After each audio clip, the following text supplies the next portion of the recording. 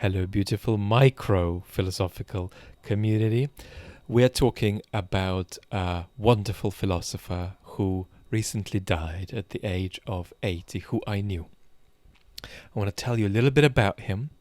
He supervised my part-time PhD 15 to 20 years ago, and it's my privilege to share a little celebration of him with the world, and you'll be interested even if you aren't aware of Timothy O'Hagan's work. So let's talk about Tim. As a philosopher, Tim was a generous elitist. He thought most philosophers had little to say, but for the few he deemed first-rate, he had a kind of respect that included not just patience, but infinite patience and aesthetic appreciation. He loved the word exquisite. And he would often say to me, "Well, dear Vlad, that is absolutely exquisite." He called exquisite the writing style of Bernard Williams, the saintly responses of John Rawls to his critics, and the dazzling essays on art and literature of Stuart Hampshire. Tim was slow to criticize great thinkers. At times he would answer objections by saying they weren't objections on the thinker's terms. But then the question would arise, what if their terms are wrong? Up to a point, this could be a fault. But in the end, it was a wonderful quality, because it compensated for a childish fault in philosophy, to misconstrue the thought of an important thinker and then dismiss it in 2 minutes flat. Tim felt deeply that if an interpretation of a great thinker made them look silly, the fault must lie, as Richard Wolheim once put it, with infelicity of expression on the writer's side and inattention to the text on the reader's side. Tim's interpretive patience affected how he felt about philosophical disagreement. It wasn't about seeing which side wins, but about exploration and the possibility to be surprised, not only by the thoughts of your interlocutor, but also by your own.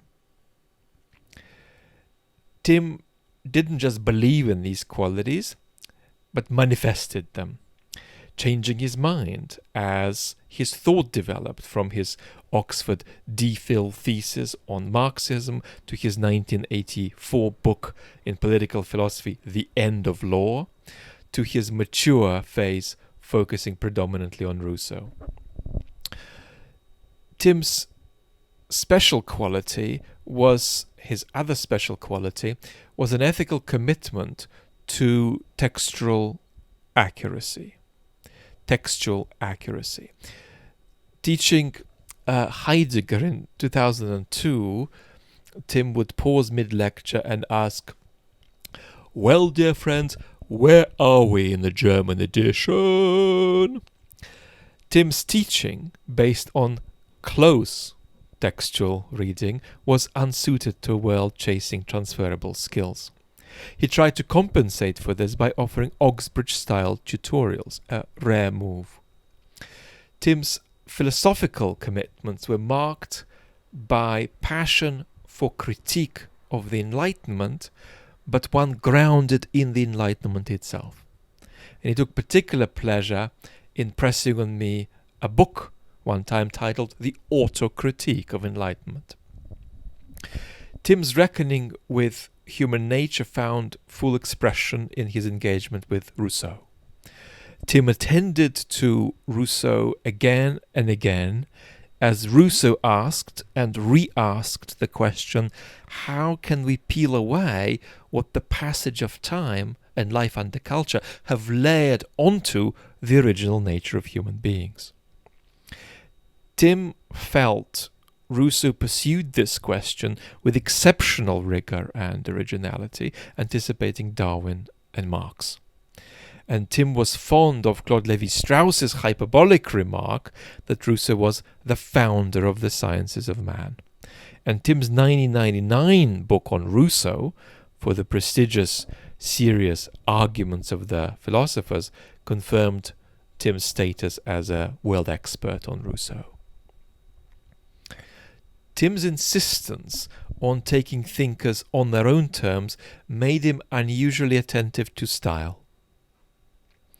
The rhetorical clothes of philosophical writing and their inseparability from substance.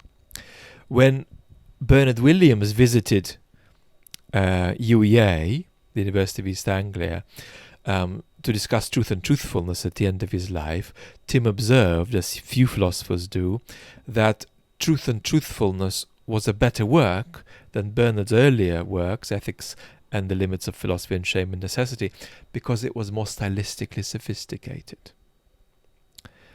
Since the premature death of Martin Hollis in 1998, Tim's good friend, the University of East Anglia's most prominent philosophical figure, Tim was somewhat lonely in the department. With economic cuts and accumulating bureaucracy, Tim lamented the loss of standards in academic life.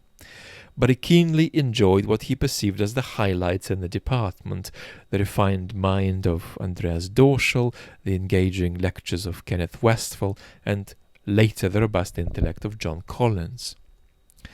When the department swung toward the Wittgensteinian tradition of philosophy as therapy, Tim was despondent because he felt that tradition gave up on truth. He said to me, "If I hear the word therapy one more time, my head will explode." Later in life, Tim re-evaluated an intellectual elitism that came more naturally to him as a young man. Elitism about the place of philosophy in society. As Tim's health first declined in his late 50s, he encountered the medical system up close, and he came to feel viscerally that society could go on without philosophers, but not without nurses and bus drivers.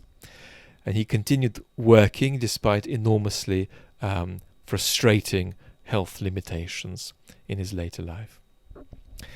Did Tim lead a successful philosophical life? Perhaps that's not the right question. Tim loved philosophy in a multidisciplinary sense. He was never captive to a school, but responded to the general appeal of philosophy, the kind that Martin Hollis tried to capture in his short book Invitation to Philosophy. Tim was drawn to philosophy's peaks and immersed himself in them via his contribution. And what he longed for above all was proximity to the best expressions of the life of the mind. Lots of love.